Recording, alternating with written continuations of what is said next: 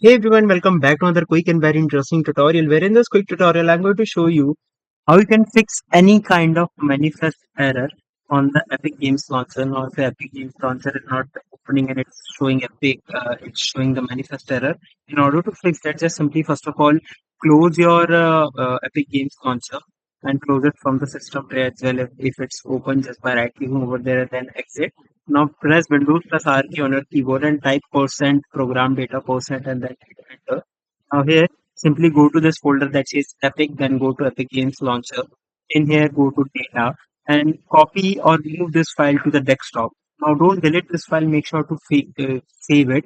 Now when you again open the Epic Games Launcher, it will ask you to locate the file. So the path that is showing in that error, just simply go and paste this file to that specific path, and that will and now when you restart the games launcher, it will definitely solve your issue. Alright, so that's it for this tutorial. I hope this video will be helpful for you. Make sure to hit the like button and subscribe button for more such helpful and interesting tutorials. See you in the next one. Take care.